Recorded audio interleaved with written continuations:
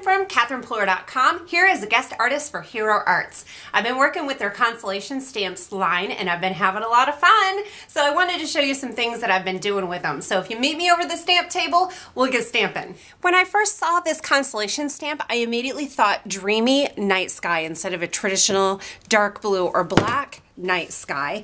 And a dreamy night sky is really going to lend itself to a lot of fun. So let's dive in. And as long as I'm making one, I may as well make three. Out of one fun technique piece, you can get a lot of mileage. So I'm going to show you how to make a couple different cards using the same technique piece. I just rub that down with an embossing buddy first, any kind of anti-static tool, because that will remove the static from your cardstock, and then the powder will only stick to where the Versamark stamped image is. So I'll just stamp all three of these at the same time. I'm going to add some clear embossing powder. The technique I'm showing you today is Clear Emboss Resist, and I'm just grabbing a little scrap piece of white cardstock. That will catch my embossing powder, and then I'll be able to easily funnel it back into the container. Now you'll take your heat tool and heat the embossing powder. It's a little tricky when you're doing clear on white. You're just going to hold it up to the light and watch for that powder to turn from a powdery look to a shiny look. When it is all shiny, then you know it's done. So now I have three clear embossed Constellation pieces. So now I'm going to move on and do my sponging. I have some Distress ink pads, broken china, and worn lipstick, and I chose these two colors because I know when they blend together we'll get a purple color, and blue, pink, and purple are really fun for a dreamy night sky. So I'm just using my blending tool and I'm blending that color on. There's no right or wrong here. You could do it all blue, you could do it all pink, you could do whatever colors you want. And if you want a pattern on here or you just want it random, that's okay too. Now I'm gonna get some pink, so we'll just change out our little pad. And then the more times you go over this, the darker it's gonna get. So you can have a light colored night sky, or you can really work it and get it pretty dark.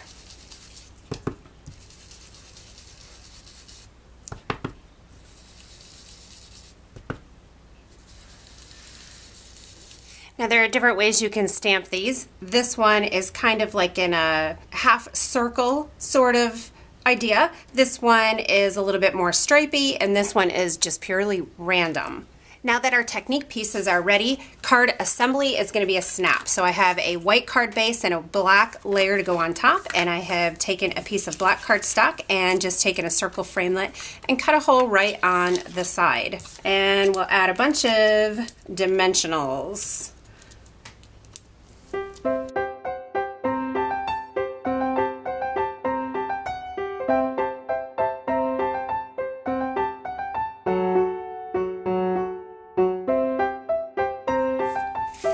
So now we have two cards that are basically opposite of each other. We are going to set these aside just for a moment while we work on the third card.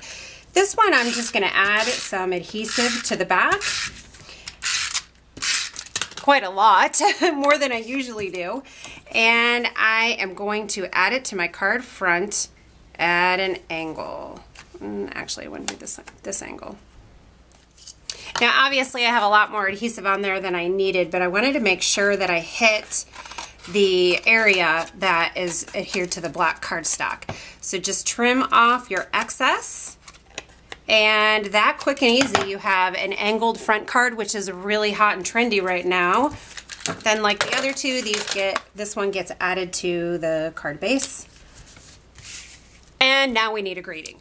So I have this really fun You're a Star, and I want to do something a little different. So I'm going to ink this up with the pink first and then ink it with blue. Make sure if you're doing something like this where you're going to mix colors in the middle, make sure you go light first and then dark.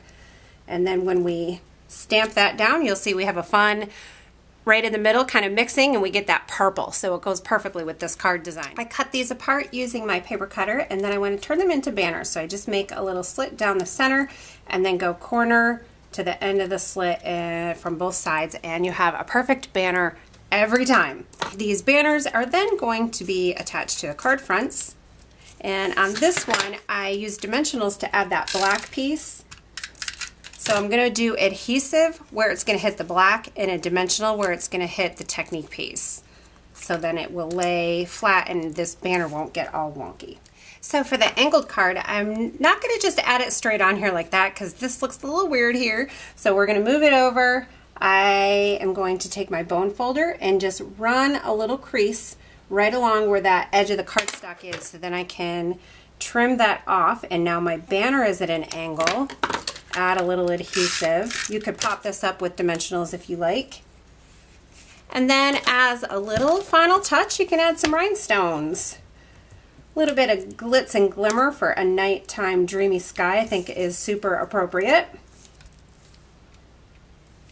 So 3 different cards using the same technique paste that you really can make in just a matter of minutes with this very simple design. Let me show you these others that I made because these are just a little bit different. Do you see what's different about them? I also embossed this black, and one thing about that black, I think it adds a little bit more designer touch to this card. But the one thing, if you have a type A personality, which I do from time to time, it might kind of bug you because you're going to want to line up the constellation with the constellation behind it. So just be clued into that fact if you decide to emboss both pieces. So we have 6 You're a Star cards. I better start sending these out. Thanks for watching. I appreciate you viewing my video today. Hope you enjoyed it. Happy stamping.